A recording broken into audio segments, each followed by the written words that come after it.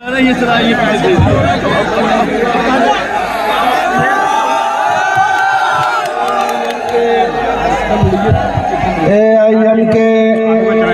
के शांत हो जाए, थोड़ी शांत हो जाए। हमारे AIM के राष्ट्रीय सदर आदरणीय असदुद्दीन ओवैसी साहब मंच पर बैठे हुए, हमारे MIM के प्रदेश अध्यक्ष शौकत भाई मंच पर बैठे हुए, हमारे सभी मजलिस के सम्मानित पदाधिकारीगण, हमारे प्रत्याशी भाई अनिल सरोज जी और आज इस चुनावी सभा में इकट्ठे हुए सभी मेरे नौजवान दोस्तों, बुजुर्गों, माताओं और बहनों, साथियों, हम लोग आप लोगों के बीच में अपील करने के लिए आए हैं कि जब 27 तारीख को आप वोट डालने जाएंगे तो जो हमारे प्रत्याशी हैं MIM के श्री अनिल सरोज जी, जिनका चुनाव निशान पतंग है, पतंग की सामने वाली बटन को दबा करके आप इनको भारी बहुमत से जिता करके लखनऊ की विधानसभा में भेजें।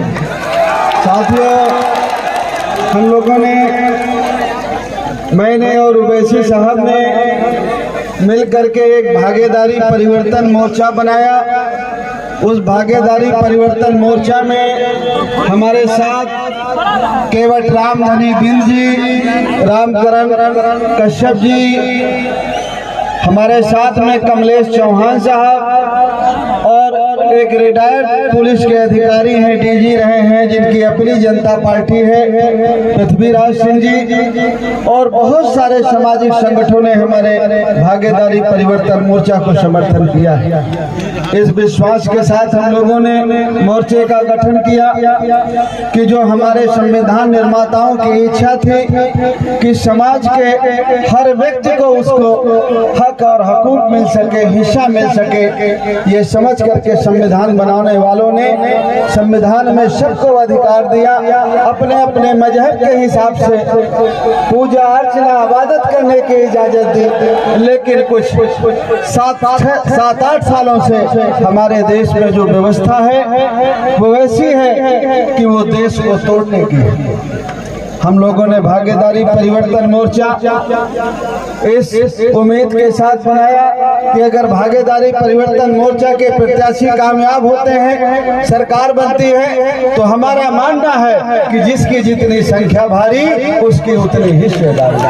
हर क्षेत्र में जिसकी जितनी आबादी है, आबादी के हिसाब से उसे हिस्सा मिले, चाहे वो सरकारी नौकरियां हो, चाहे वो प्राइवेट सेक्टर के हो, चाहे वो सरकार के ठेके पट्टे हो, या सरकार के द्वारा जो पैसा विकास के लिए आता है, जिसकी जितनी आबादी है, आबादी के हिसाब से वहां उसको खर्च किया जाए।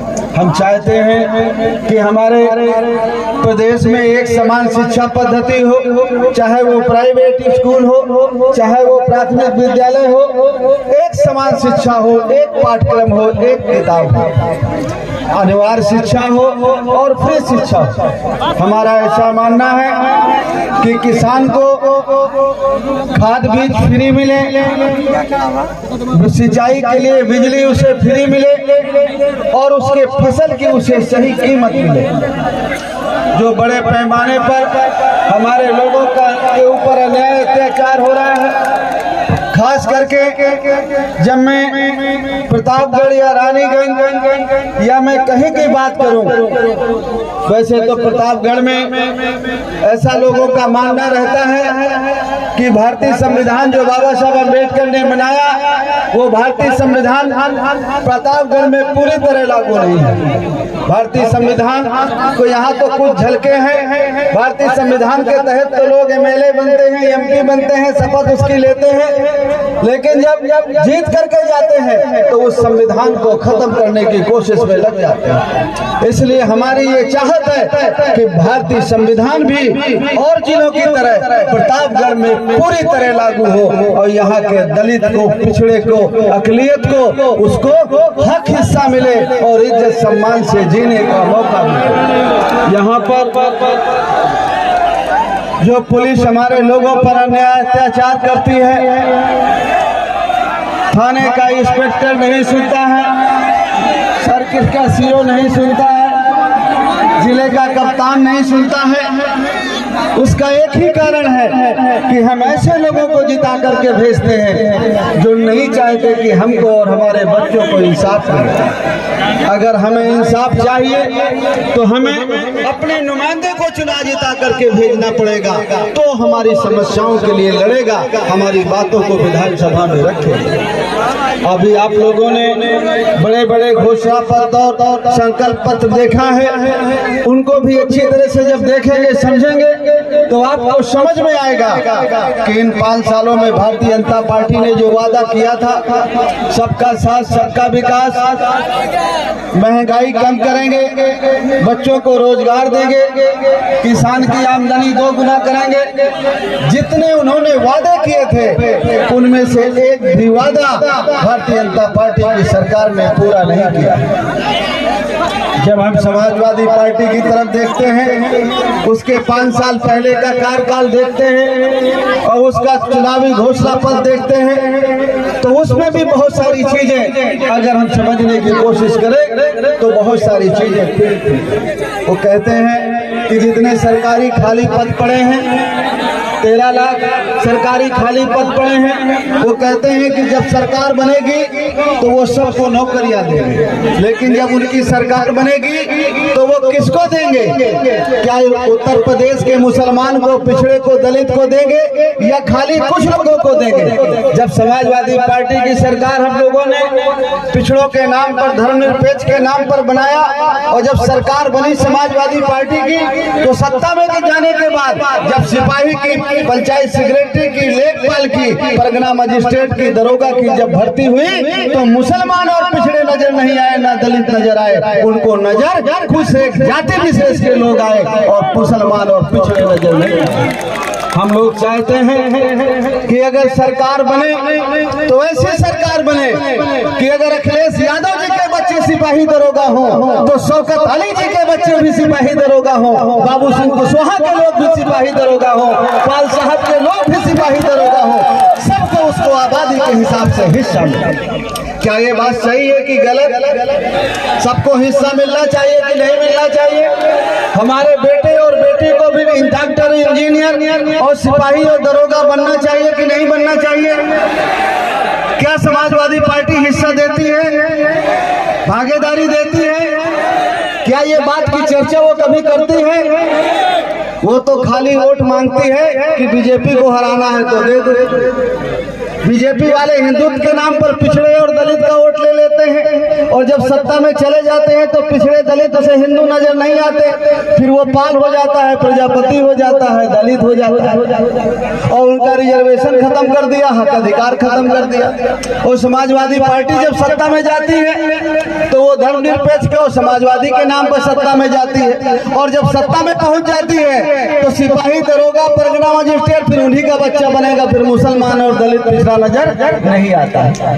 अगर आप चाहते हैं कि हम सबको हक हिस्सा मिले, हमारे बेटे और बेटी को भी जीवन के हर पहलू में आगे बढ़ने का मौका मिले, हमने भी देश को बनाने में खून पसीना बहाया है, दलित ने, पिछड़े ने, मुसलमान ने भी उतना खून पसीना बहाया है जितना और लोगों ने बनाया है। तो इस देश के जितने संसाधन हैं उन संसाधनों में भी मुसलमान को भी, पिछड़े को भी, दलित को भी उसके आबादी के हिसाब से उसे हिस्सा मिले।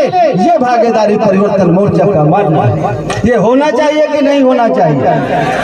अगर होना चाहिए तो आप सबको 27 तारीख को जो हमारे MIA के प्रत्याशी हैं भाई अनिल सरोज जी, जिनका चुनाव निशान है पतंग, पतंग के सामने वाले बटन को दबा करके इनको अपना आशीर्वाद इसने दे करके इन्हें भारी बहुमत से विजयी बनाई। मुझे जानकारी हुई है कि 13 तारीख को हमारे MIM के जिला अध्यक्ष मोहम्मद शरीफ अंसारी व संगठन मंत्री हाफिज जी, मोहम्मद आरिफ जी और सलीम और अली सरोज जी जा रहे थे। रास्ते में इनको रोक करके गाली गलौज किया और मारपीट करने की कोशिश की।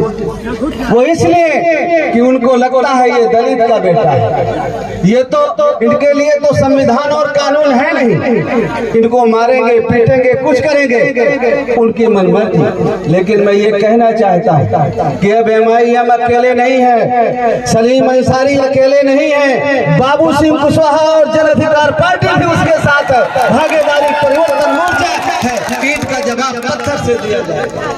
हम नहीं चाहते हैं कि चुनाव के मौके पर कोई अशांति हो, लेकिन हमारे कार्यकर्ता को, हमारे प्रत्याशी को कोई छेड़ने की कोशिश करेगा और पुलिस कार्रवाई भी नहीं किया, मुकदमा भी नहीं लिखा पुलिस ने। पुलिस किसकी सुनती है? एक मैं सवाल करता हूं आपसे, हमारे प्रत्याशी और हमारे जिला अध्यक्ष के ऊपर एक घटना हुई, थाने में मुकदमा लिखाने के लिए इंस्पेक्टर को दिया, इंस्पेक्टर ने मुकदमा नहीं लिखा। हम सोचते हैं कि थाने का इंस्पेक्टर खराब है। आप अगर उस पर नजर डालो, थोड़ा शांत हो, मेरी बात सुनो, मेरी बात सुनो। आपको ये लगता है कि थाने का इंस्पेक्टर खराब है? थाने का इंस्पेक्टर किसकी सुनता है? उसी की सुनता है ना जिसको वोट दे करके जिताते हो। थाने का इंस्पेक्टर किसकी सुनता है? जिसको वोट दे करके जिताते हो। जिताया तो आप लोग दुश्मन को है, जालिम को है, जो नहीं चाहता है कि आपको न्याय मिले और आपके साथ अन्याय करने वालों को सजा मिले, वो कभी नहीं चाहता है। अगर हम ठीक हो जाए तो ये सारी समस्या का समाधान ठीक हो जाए। ये लड़ाई अगर जीतना है तो उनको ठीक करने से नहीं जीती जाएगी। अगर हम ठीक हो जाए, आप ठीक हो जाए, तो ये लड़ाई हम अपने आप जीत जाएंगे। ये उनको ठीक करने से नहीं जीतेंगे। अगर आप अपना वोट एक वोट MIM के प्रत्याशी अनिल सरोज को देंगे तो फिर देखिए कि थाने का इंस्पेक्टर सुनता है कि नहीं सुनता है। आप चाहते हैं कि हमारी सुनी जाए?